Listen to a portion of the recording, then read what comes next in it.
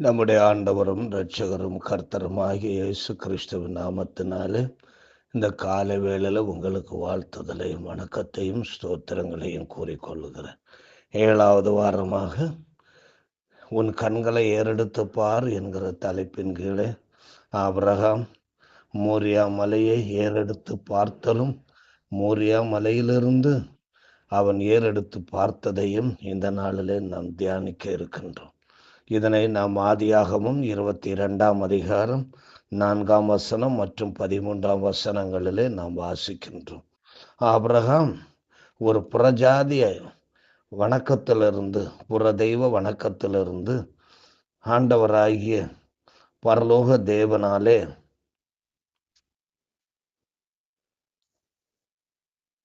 அழைக்கப்பட்டு தெரிந்தெடுக்கப்பட்டு தேவனுடைய கானான் தேசத்துக்கு அழைத்து கொண்டு வரப்பட்டவனாயிருக்கிறான். அவன் தன்னுடைய துவக்கத்தில் இருந்தே தேவனை நோக்கி அதிகமாய் செபிக்கிற ஒரு நல்ல மனிதனாய் இருந்தான். அவன் சொந்த ஊர் என்கிற கல்தையர் பட்டணத்தில் இருக்கும் பொழுதிலும், காரான் என்கிற பகுதியில் இருந்த பொழுதிலும், அதுக்கு பிற்பாடு குடும்பத்தை எல்லாம் விட்டு கொண்டு கானான் தேசத்துக்கு வந்த பின்பும் அவன் வேண்டுதல் செய்கிற மனிதனாக இருந்தான். தேவனை ஏறெடுத்து பார்த்து தேவ சத்தத்தை கேட்டு வாழ்கிற ஒரு நல்ல மனிதனாய் இருந்தான். அவன் எந்த இடத்திலெல்லாம் இருந்து புதுசாக ஒரு இடத்துக்கு வந்து சேருகிறானோ அந்த இடத்திலே அவன் ஒரு பலிபீடத்தை கட்டி தேவனை தொழுது கொண்டு தேவனுடைய சத்தத்துக்காய் காத்திருந்து வாக்குத்தத்தங்களை பெற்றுக்கொள்வான். இது ஆபிரகாமுடைய வாழ்க்கையிலே ஒரு வழக்கமான ஒரு செயலாக காணப்பட்டது. தேவன் ஆபிரகாமுக்கு சாராய் மூலமாக வாக்குத்தத்தத்தின் மகனாகிய ஈசாக்கை கொடுத்தார் என்பதை ஆதியாகம 21ஆம் அதிகாரத்தில் நாம் அறிகிறோம். சாராளுக்கு 90 வயது, ஆபிரகாமுக்கு 100 வயது ஆகிய நேரத்தில் சாராய் வழியாக தேவன் ஆபிரகாமுக்கு அந்த வாக்குத்தத்தத்தின் மகனை கொடுத்தார். 25 வருடங்களுக்கு முன்னாடி தேவன் சொல்லி இருந்த வாக்குத்தத்தத்தை ஆபிரகாமின் 100வது வயதிலே தேவன் நிறைவேற்றினார். தேவன் கொடுத்த வாக்குத்தத்தத்தை ஆபிரகாமிடம் தேவன் திரும்ப கேட்டார். ஆண்டவர் நமக்கு ஒரு வாக்குத்தத்தத்தை கொடுத்திருப்பார் என்றால் நிச்சயம் அவைகளை நிறைவேற்றக்கூடிய ஆற்றல் உள்ளவராகவும் நினைவு உள்ளவராகவும் வாக்கு மாறாதவராகவும் அவர் இருக்கிறார். அதே நேரத்தில் ஆபிரகாமிடத்தில் தேவன் தாம் கொடுத்த வாக்குத்தத்தத்தை ஆபிரகாமிடம் தேவன் திரும்பி கேட்கிறார் என்பதை ஆதியாகம 22ஆம் அதிகாரம் 1-2 வசனங்களிலே வாசிக்கின்றோம். இந்த காரியங்கள் நடந்த பின்பு தேவன் ஆபிரகாமை சோதித்தார். எப்படியெனில் அவர் அவனை நோக்கி ஆபிரகாமே என்றார். அவன் இதோ அடியேன் என்றார். அப்பொழுது இது ஒரு ஜெப நேரமா தான் இருக்கு. தேவனை நோக்கி ஜெபிக்க போன நேரத்துல தன் வீட்டை விட்டு வெளியாக ஒரு இடத்துல சென்று அவன் வழக்கமாய் ஜெபிக்கிற ஒரு ஜெபஸ்தலம் இருந்தது. அந்த ஸ்தலத்துல போய் அவன் ஜெபிக்கும் பொழுதுதான் தேவன் அவனோட பேசுகிறார். தேவனை ஏறெடுத்து பார்த்து ஜெபிக்கிற நேரத்துல தேவன் அவனோடு பேசுகிறார். தன் இருதயத்தின் எண்ணத்தை தேவன் ஆபிரகாமிடத்திலே சொல்லுகிறார். அவர் சொல்லுகிறார், அவன் அப்பொழுது உன் புத்திரனும் உன் ஏகசுதனும் உன் நேசகுமாரனுமாகி ஈசாக்கை நீ இப்பொழுது அழைத்து கொண்டு மோரியா தேசத்துக்கு போய் அங்கே நான் உனக்கு குறிக்கும் மலைகள் ஒன்றின் மேல் அவனை தகன பலியாக பலியிடு என்று சொன்னார். மலை மோரியா தேசத்து மலை, மோரியா மலை என்று சொல்லி இருக்கிறார். ஆனால் எந்த இடம் எந்த மலை என்று சரியா குறிப்பிட்டு சொல்லவில்லை. அது அந்த நேரத்துல தான் அவனுக்கு அது வெளிப்படுத்தப்படும். இப்போ ஆபிரகாமிடத்துல தேவன் தன் பிள்ளையை கொண்டு வந்து எனக்கு மோரியா மலையின் மேல பலி எடுப்பான்னு சொல்றார். ஆபிரகாமுக்கு இது ஒரு சோதனையாக இருந்தது.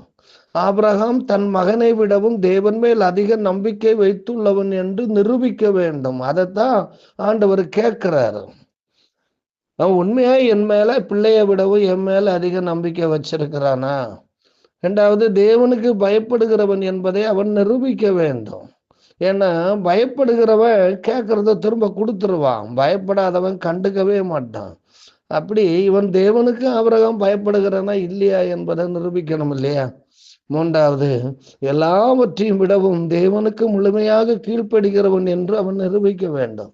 இந்த உலகத்துல எந்த ஒன்றுக்கு கீழ்ப்படிவதை விடவும் தேவனுக்கு அதிகமாய் அவன் கீழ்ப்படுகிறவன் என்பதை அவன் நிரூபிக்க வேண்டும். இந்த காரியங்களை ஆதியாகமம் 22:12 மற்றும் 22:18 ஆகிய வசனங்களில் நாம் இதை பார்க்கிறோம்.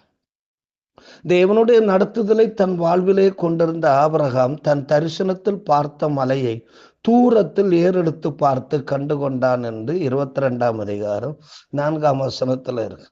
அவன் தூரத்துல வருகிறான், நிறைய மலைகள் தெரிகிறது. அதிலே ஒரு மலை மட்டும் இவனுடைய கண்களை பறிக்கிறதா இருக்கிறது. அப்பொழுது அவன் தூரத்துல பார்க்கிற மலையை பார்த்து ஆண்டவரை நோக்கி ஏறிட்டு பார்த்தான். தேவனை நோக்கி ஏறெடுத்து பார்த்த ஆண்டவே, ஒரு பெரிய மலை கூட்டம் தெரிகிறது. இந்த மலை கூட்டத்தில் எந்த மலையை ஆண்டவரை நீர் குறிக்கிறீர் என்பதை ஆண்டவரிடத்துல கேட்கிறான். அவனுக்கு குறிப்பாக அந்த தேசம் வந்துவிட்டது, மோரியா மலைப்பகுதி வந்துவிட்டது என்பதை அவன் குறிப்பால் அறிகிறான். தேவன் அவனுக்கு தரிசனத்திலே கொடுத்திருந்ததை அவன் இங்கே பார்க்கிறான். ஆனா அந்த மோரியா தேசத்து மலையில, அந்த சியோன் மலையின் மேல இருக்கிற எந்த மலை என்று அவனுக்கு சரியா தெரியாது. அது தேவன் சொல்லவில்லை. இப்பொழுது அந்த மலையை தனக்கு காண்பியும் என்று கேட்கிறார். அப்பொழுது தேவன் அவனுக்கு அந்த குறிப்பிட்ட மலையை காண்பிக்கிறார். தன்னுடைய மகனை பலியிட வேண்டும் என்கிற மலையை காண்பிக்கிறார். 2 நாள் நடந்து 3ஆம் நாள் தான் இந்த ஏறெடுத்தல் அவனுடைய வாழ்க்கையில உண்டானது. மோரியா என்ற எபிரேய சொல்லுக்கு கர்த்தர் தெரிந்தெடுத்திருக்கிறார் என்று பொருள். தேவன் அதை சூஸ் பண்ணி வைத்திருக்கிறார். மோரியா என்ற பெயரில் 2 இடம் இருந்ததாக நம்பப்படுகிறது. ஒன்று இங்க ஆபிரகாம் தன் மகனை பலியிட கொண்டு போன இடம். இனி ஒன்று நாளாகமம் 21ஆம் அதிகாரம் 15ஆம் வசனத்திலிருந்து பார்க்கும் பொழுது தாவீது கண்டுபிடித்த ஒரு மலை. ஆனால் இந்த 2 இடமும் ஒன்றுதான் என்பது பொதுவாக நம்பப்படுகிற ஒரு ஐதீகமாக இருக்கிறது. இந்த மலைகளில் சியோன் மலை, ஒலிவ மலை, ஆலய மலை ஆகிய மோரிய மலை, கொல்கதா மலை என்று இப்படி நிறைய மலைகள் அந்த மலையில உண்டு. இதுல ஒரு மலையை தான் ஆபிரகாம், இந்த மலையில் ஒன்றை தான் ஆபிரகாமுக்கு தேவன் வெளிப்படுத்தினார். ஆகையினால்தான் இந்த மலையை ஏறிட்டு பார்த்து கண்டான் அல்லவா. ஆகையினால்தான் சங்கீதம் 121:1 என்ற பாட்டு இப்படி சொல்லுகிறது: எனக்கு ஒத்தாசை வரும் பர்வதங்களுக்கு நேராக என் கண்களை ஏறெடுக்கிறேன். எனக்கு ஒத்தாசை வரும் பர்வதங்களுக்கு நேராக என் கண்களை நான் ஏறெடுக்கிறேன். இந்த பர்வதத்துக்கு நேராக என் கண்களை நான் ஏறெடுக்கிறேன் என்று சொல்லி அந்த மோரியா மலையை ஆபிரகாம் கண்டு தன் மகனை பலியிடுவதற்காக அந்த மலைக்கு அவன் கொண்டு போகிறான். மலையை பார்த்து உறுதிப்படுத்தி கொண்ட இந்த ஆபிரகாம் பல மைலுக்கு இந்த ஆண்டுதான் இந்த காட்சி நடக்கிறது. தன் வேலைக்காரனிடத்துல சொல்லுகிறார், நீங்கள் எல்லாம் இங்கே இருந்து விடுங்கள், நானும் என்னுடைய மகனும் அப்புறம் போய் தேவனை தொழுது கொண்டு நாங்கள் வந்து விடுகிறோம் என்று சொல்லி அவர்கள் இங்கே தங்கி இருக்க சொல்லி மகன் தலையில விறகு கட்டையும் கட்டி வச்சு ஆபிரகாம் தன் கையில கத்தியையும் நெருப்பையும் எடுத்துக்கொண்டு அந்த தேவன் குறித்த மலைக்கு அவர்கள் புறப்பட்டு போகிறார்கள். இப்படிதான் கர்த்தராகிய இயேசு கிறிஸ்து இப்படிதான் மலைக்கு அவர் நடந்து போனார். சிலுவையை சுமந்து கொண்டு இதே பகுதியில் இருக்கிற கொல்கதா மலைக்கு தான் இந்த இயேசு கிறிஸ்துவும் நடந்து போனார் என்பதை நினைவு கூறுங்கோ. தேவன் நம்மிடத்துல கொடுக்கின்ற ஒன்றை தேவன் திரும்பி கேட்கிறார் என்பதை நாம் மறந்து போகக்கூடாது. இங்க ஆபிரகாமிடத்துல தேவன் கொடுத்ததை, தேவன் ஆபிரகாமிடத்துல கொடுத்ததை ஆபிரகாமிடத்துல திரும்ப கேட்கிறார். அவருக்கு வேண்டும் என்று கேட்கிறாரா என்று நமக்கு தெரியாது. ஆனால் ஆண்டவர் கேட்கிறார். ஆபிரகாமை சோதிப்பதற்காக இருக்கும் என்று நாம் முன்னாடி அறிந்திருக்கிறோம்.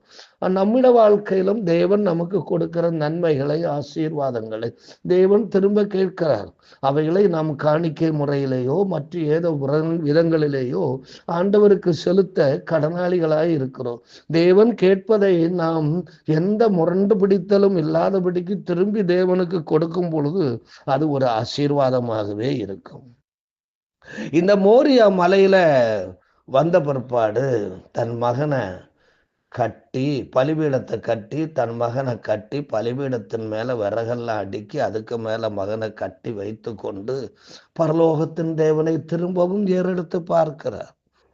ஆதியாகமம் 22ஆம் அதிகாரம் 9ஆம் வசனம். அவன் என்ன சொல்றான், என்ன சொல்லி கேட்டிருப்பான்? தேவரீர், எனக்கு பிரியமாய் தந்த மகனை நீர் பிரியப்பட்டு உமக்கென்று கேட்டீர். இதோ உமக்கு என் பிரியத்தை தருகிறேன். தேவன் பார்த்து கொண்டார் என்று சொன்ன ஆபிரகாமின் வாக்குப்படி தேவன் ஆபிரகாமின் செயலை பார்த்து அவனின் வாக்கை கேட்டு பலியிடுவதை நிறுத்தி ஆண்டவர் அவனோடு பேசினார் என்று ஆதியாகமம் 22 8, 11, 12 ஆகிய வசனங்களிலே பார்க்கிறோம். தேவன் கேட்டதை ஆபிரகாம் தேவனுக்கு கொடுத்தார். ஆண்டவரே, நீர் என் மகனை எடுத்துக்கொள்ளும், நீர் தானே கொடுத்தீர், என் மகனை நீர் எடுத்துக்கொள்ளும், என் பிரியத்தை நீர் எடுத்துக்கொள்ளும். ஆபிரகாம் தேவன் கேட்டதை எவ்வளவு கீழ்ப்படிதலோட, தெய்வ பயத்தோட, அன்போட, சிநேகத்தோட, முறுமுறுக்காம, மனக்கசப்பு இல்லாம எவ்வளவு வெளிப்படையா தேவனுக்கு திரும்ப கொடுக்க அவர் முயற்சி செய்திருக்கிறார் பாருங்க. அப்பொழுது பரலோகத்தில் இருந்த தேவன் சத்தமிட்டு, வேண்டாம் ஆபிரகாம், உன் மகன் மேல் கையை போடாதேன், உன்னை நான் சோதித்து பார்த்தேன், நீ என் மேல் எவ்வளவு பற்று வைத்திருக்கிறாய் என்பதை இந்த உலகமெல்லாம் அறிய வேண்டும், உனக்கு பின்னால் வருகிற சந்ததிகளும் அறிய வேண்டும். தேவன் மேலே இப்படிப்பட்ட பற்று வைத்திருக்கிறவர்கள் தான் தேவனுக்கு வேண்டும் என்பதை அவர்கள் அறிய வேண்டும் என்று சொல்லி ஆண்டவர் ஆபிரகாமுக்கு தன் மகனை திரும்ப கொடுத்தார். பலிபீடத்திலிருந்து ஈசாக்கை திரும்ப பெற்ற பின்பு ஆபிரகாம் திரும்பவும் தன் கண்களை ஏறெடுத்து பார்க்கிறார். தேவரே, என் பிரியத்தை எனக்கு திரும்ப தந்தீர், உமக்கு ஸ்தோத்திரம். என்றாலும் இவ்வளவு தூரம் நான் உம்மிடம் வந்து உமக்கு ஒரு காணிக்கை செலுத்த என்னிடம் எதுவும் இல்லையே. என் பிள்ளையை கேட்டீர், என் பிள்ளையைத்தான் கொண்டு வந்தேன். நான் ஆடெல்லாம் கொண்டு வரவில்லையே, நான் இப்பொழுது என்ன செய்வேன்? இந்த பலிபீடம் வெத்து பலிபீடமாய் இருந்து விடுமே. இங்கே பலியிட்டு நிறைவடைய முடியாமல் நான் திரும்ப வீட்டுக்கு போக வேண்டியது வருமே என்று சொல்லி அவன் ஆண்டவரிடத்துல திரும்பவும் ஆண்டவரை ஏறெடுத்து பார்த்து கேட்கிறார். அப்பொழுது தேவன் சொல்லுகிறார், உனக்கு பின்னால பார்ப்பா, அது எனக்கு பிரியமானது, நெருக்கப்பட்டும் காயப்படாதது, பழுதற்றது, அதை எனக்கு பலியிடு என்று சொன்னார். தேவ சமூகத்துல வந்தா தேவனுக்கு நாம் காணிக்கை செலுத்துவது அவசியமாய் இருக்கிறது. அது எப்பொழுது கர்த்தருடைய சமூகத்துல வந்தாலும் ஆண்டவருக்கென்று ஒரு சிறு காணிக்கையாவது படைத்து கொண்டு போவது நம்முடைய உள்ளத்தின் ஆழத்திலிருந்து வருகிற எண்ணம். அது ஒரு சபை சட்டம் அல்ல. அது நாம் தேவனை சந்திக்க போவதனாலே நம்மிடத்தில் இருக்கின்றதை எடுத்து ஆண்டவருடைய சமூகத்துல காணிக்கை படைப்பது அவசியமா இருக்கிறது. ஆகையினால்தான் ஆபிரகாம் அதை கேட்டார். அப்பொழுது ஆபிரகாம் அந்த ஆட்டை கண்டுபிடித்து அதை ஆட்டை எடுத்து கொண்டு வந்து அந்த ஆட்டை தேவனுக்கு பலியிட்டான் என்று ஆதியாகமம் 22, 13, 14 வசனத்திலே அவன் கேட்கிறான். ஆபிரகாம் திரும்பவும் ஆண்டவரிடத்துல ஏறெடுத்து பார்த்து கேட்க, ஆண்டவரே, தேவரீர் சொன்ன பொருள் என்ன? நீர் சொன்ன தேவரீர் நீர் சொன்ன பொருள் என்ன? தேவன் சொல்லுகிறார், இந்த ஆடை நீங்க கொண்டு வந்தீங்களா, இந்த ஆடு எப்படி வந்துச்சு? ஆண்டவரே, இந்த ஆட்டின் பொருள் என்ன?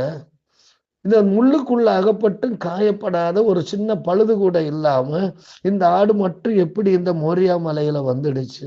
இதன் பொருள் என்ன ஆண்டவரே என்று கேட்கிறார். அப்பொழுது தேவன் சொல்லுகிறார், இதே மலையில்தான் என் மகனை இவ்வுலகத்தின் மீட்புக்காக பலியிடுகிறேன் என்று தேவன் சொல்லுகிறார். ஆபிரகாமுக்கு ரொம்ப சந்தோஷமாயிடுச்சு.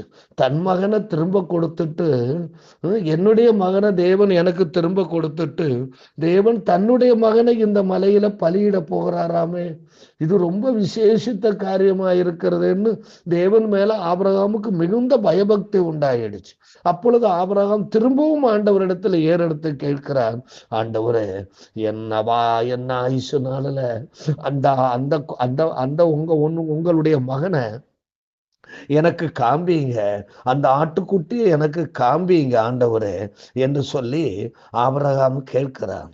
தேவன் ஆபிரகாமுக்கு அந்த தம்முடைய குமாரனை காண்பித்தார். ஆகவே தான் இயேசு கிறிஸ்து ஆபிரகாமை குறித்து யோவான் 8:56 சொல்லும் பொழுது, ஆபிரகாம் என்னுடைய நாளை காண ஆசையாய் இருந்தான் என்று சொல்லி அந்த பகுதியிலே சொல்லப்பட்டிருக்கிறது. அப்போ ஆண்டவருடைய பிள்ளைகளாகிய நாம் தேவனிடத்துல நெருங்கி போகும் பொழுது தேவன் நம்மோடு இடைபடுகிற எல்லா காரியங்களுக்கும் உரிய தெளிவான திட்டமான பதில்களை தேவன் நமக்கு கொடுக்கிறவராய் இருக்கிறார்.